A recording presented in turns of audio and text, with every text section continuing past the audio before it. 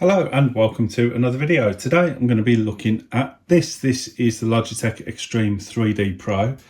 It's got a couple of issues with it. I picked it up spares or repair off eBay. Now this cost me £19.99 plus £5 postage, and they usually retail between £35 and £45 in the UK, but at the moment there's a shortage of them because everybody wants them for Flight Simulator 2020. And they are pretty much out of stock everywhere. And the cheapest that I've seen them fully working is over £60. I think it was about £65. So I saw this one on sale. It said it was in very good condition, which it is. But it also said that it had some issues with some of the buttons on the top. So the issues that it's got, the button number 3, which is this one up here. I'll just bring it closer. So the issues that it's got, the button up here, button number 3, I've been told that doesn't work, and the hat switch going to the right doesn't work. Now it feels okay, so now I'm going to plug it in to the PC and see what I can find out is wrong with it. I'm hoping it's just a loose connection or something like that, or maybe a replacement switch. But let's plug it in and find out.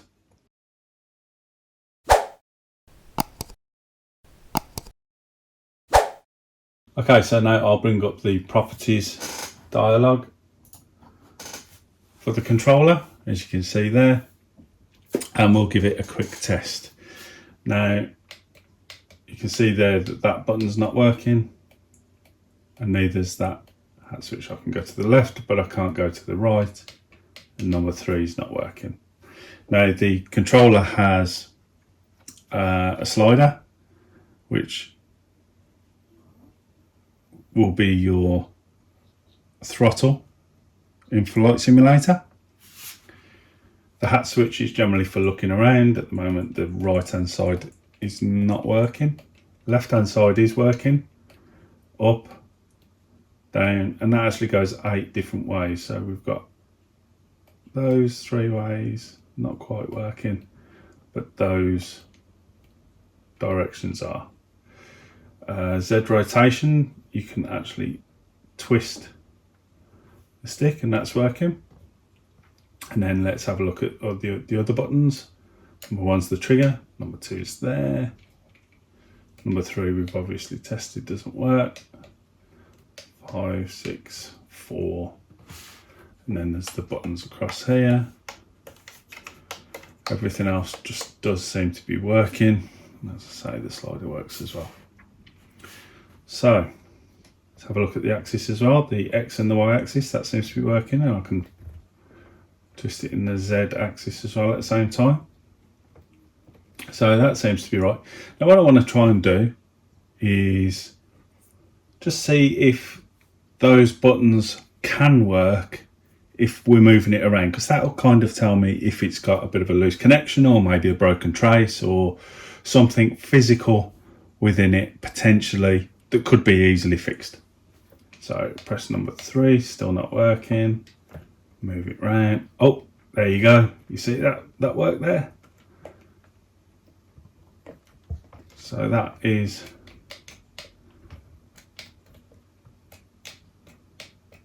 so if I've got it pushed up to the top like that, it's working. So there's something stopping it working while it's in the middle. Oh, yeah, we can see a little bit. So let's see if the hat's the same. So I'm just going to push it to the right. Let's move this. There we go. And that is working all the way around. And the 3 at the same point. So if that's there, that's not working.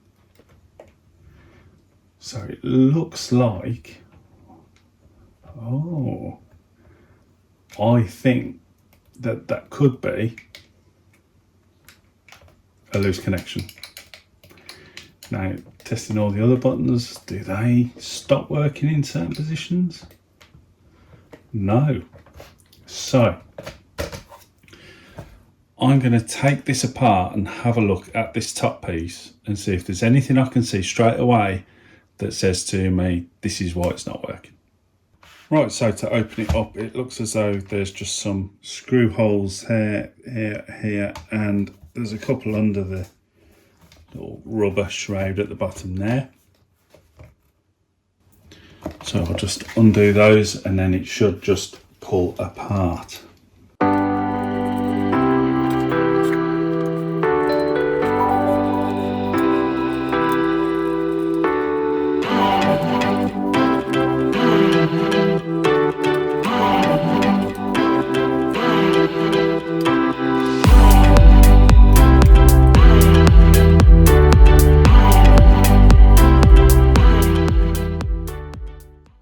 So nothing's standing out too much at the moment. The hat switch going that way and this button are the ones affected. I'll have a look at this and then I'll come back to you with what I find.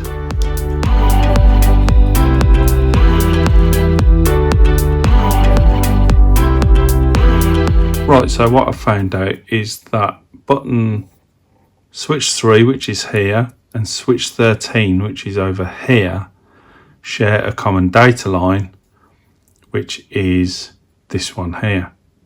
Now it's just to find out what colour wire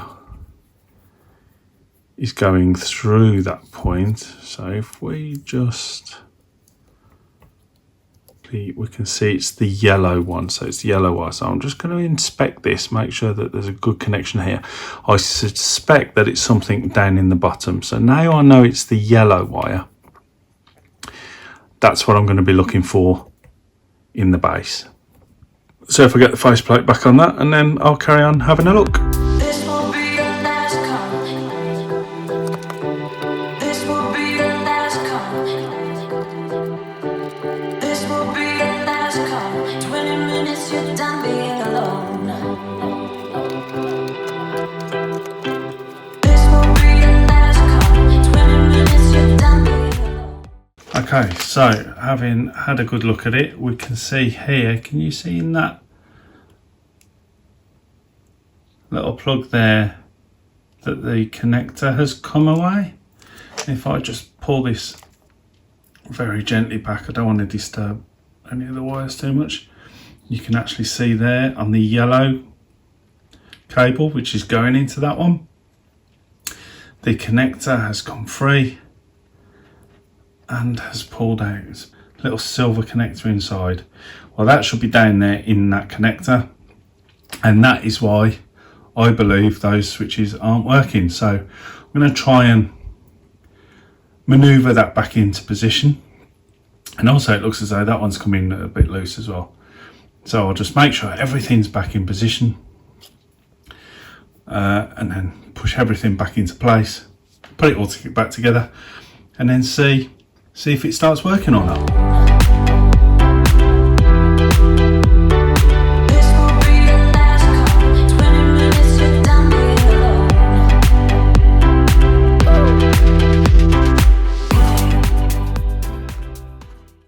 You see that on the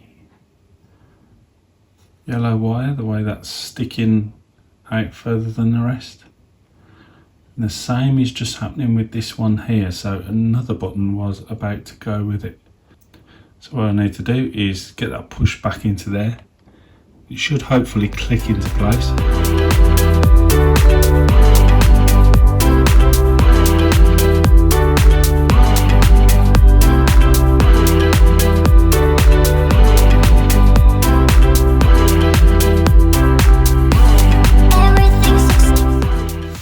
Now they obviously put that hot melt in there because there is movement on that. And to be honest with you, there isn't that much. And if any of these do come out again, because it is designed to stop them coming out, but it actually did it with the hot melt on there. So I've decided I'm not going to put it back on for now, unless I really need to. I don't really feel that I should. So I'm going to get this all put back together now, do another test on it, and then see if we've got a fully working joystick. So there we go, it's all back together, and let's get the test application up on the screen. There you go, you can see that. So here we go. So I'm going to try a couple of buttons. There's 1 and 2 working fine still, but obviously the ones we want to look at are 3 and the hat. So number 3, there we go, that's working. The point of view hat, fully working. Now if I move it around as well, let's hold down number 3, let's take it round, we'll twist the Z rotation axis and move it round, and we'll do the slider at the same time. That is working absolutely perfectly. Same with the point of view hat. Let's try holding down some buttons together. Let's try holding down that and that at the same time. Twist it, press some of these. Everything is back working absolutely brilliantly. Fantastic.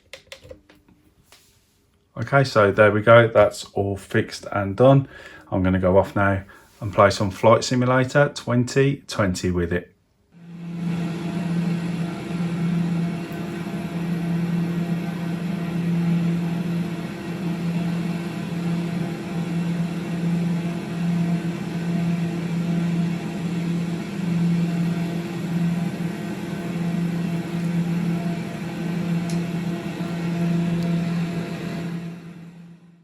So I want to say a huge thanks to everyone who supports the channel, especially my current Patreons. And I'll leave links to my Patreon account in the description below, where if you like, you can pop along and join these lovely people in supporting the channel. Speaking of supporting the channel, why not pop along to our Teespring store and grab yourself some cool merch like the t-shirt I'm wearing in today's video. So give this video a like if you liked it. Got loads more videos coming very soon. Best way not to miss any of those is to subscribe below. It doesn't cost a thing, and if you click the bell notification icon, you'll be told every time I upload a new video. Speaking of new videos, why not watch one of our other videos on the left hand side of the screen right now. So thanks for watching, and I will see you later.